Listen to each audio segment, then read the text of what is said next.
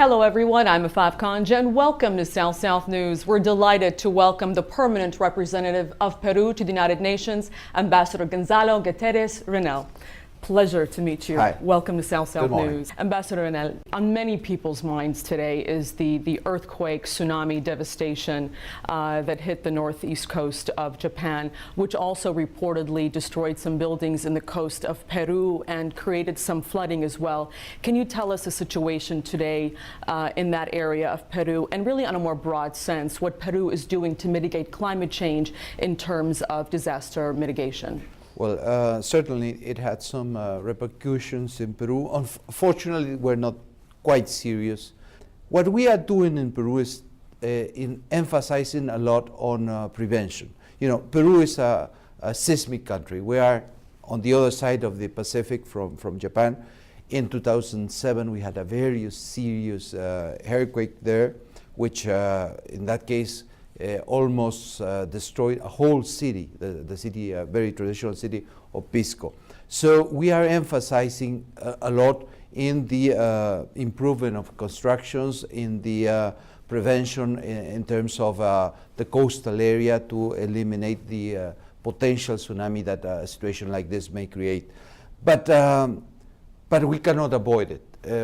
Peru, as California, as Ecuador or Chile, we are in a circle in the Pacific where we may be affected by this natural phenomena. So we just are preparing more and more. A few weeks ago when I was in Peru, I was with the representative of the UNDP there.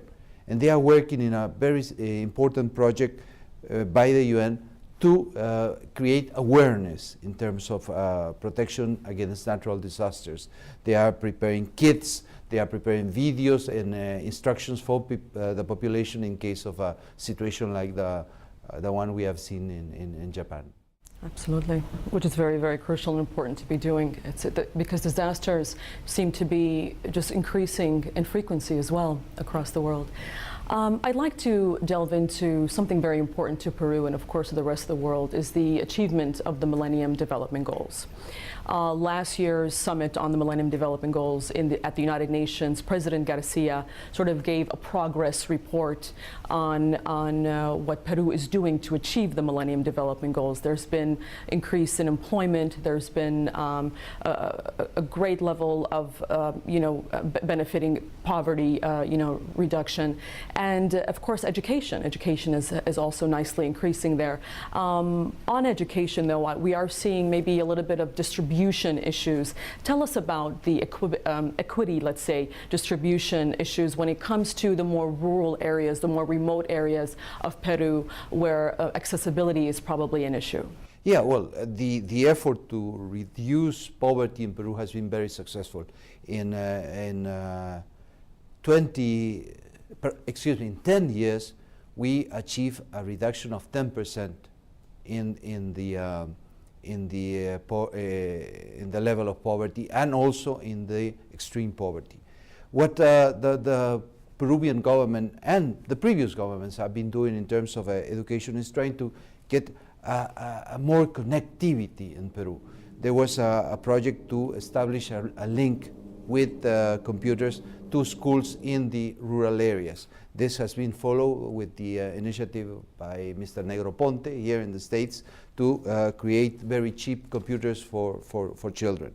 That's one of the initiatives we are following. Also, in terms of equity, there's also an important point to stress: the level of enrollment in school by women, which was one of the tasks that we have, one of the challenges. And we are very proud to say now that in terms of gender, we have a higher enrollment of women than men in school. So that creates the sense that we are given this priority to give more opportunities to women in the education in Peru. Ambassador Reinel, let's talk about economics for a moment. Peru is witnessing phenomenal amounts of economic growth recently, and President Garcia again has been quoted as saying that Peru is the fastest growing economy after China, of course. And there's some very exciting projects underway. Tell us about some of the best practices in place that are really sustaining economic growth, especially when it comes to gross domestic product in Peru. Well, it has been a policy for almost 20 years now to open the economy of Peru. Peru has negotiated trade agreements and integration agreements with almost everybody in the world now. We do have free trade agreements with the US, with Canada, with all our neighbors in South America, the Andean Group, Mercosur. We negotiate an agreement with China. We just finished the negotiation with Japan and Korea. We negotiate with EFTA in Europe, and now we are in the process of a negotiation with Central America. So one of the key areas of Peru integration and growth is this open economy to the world. And this has created a significant benefit. The economy has grown a lot in the last years. Even in the day of the year of the economic crisis, 2008, 2009, Peru had positive figures in terms of growth. Last year we achieved almost 9%. The prediction for this year, 2011, is around 6 or 7%. So we are in a good path. Now the challenge is to create more integration of the population in Peru to this growth, because basically the growth is centered in the cities in the coast. All the infrastructure, the growth have been related mainly to exports in terms of agricultural production and mining. But now the challenge is to spread this growth to the high Andes.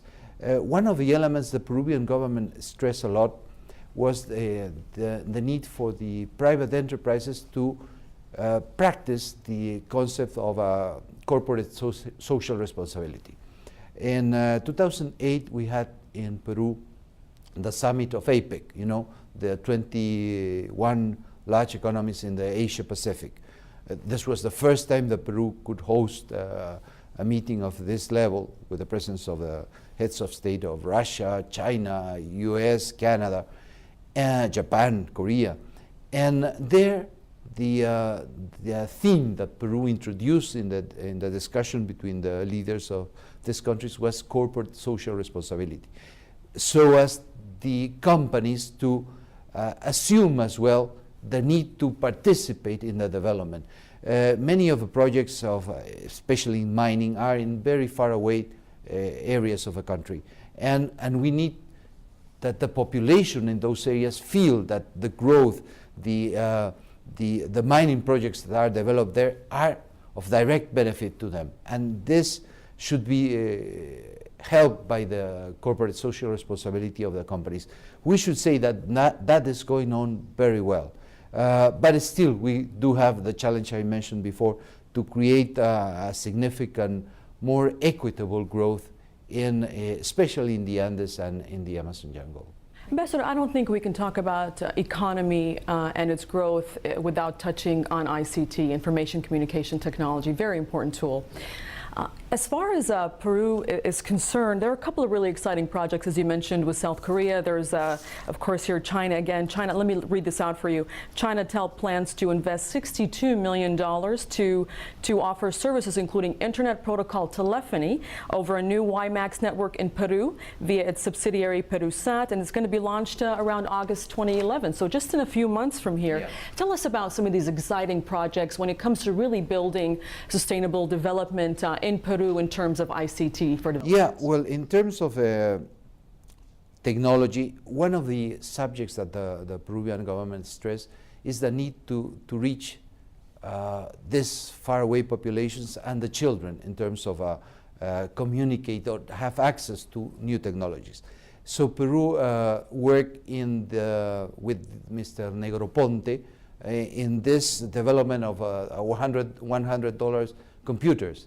And we are in the process of distributing these computers all over the country in order to have wireless communication to faraway communities where there's no direct connection, so they can access to the international information, to have access to technology knowledge.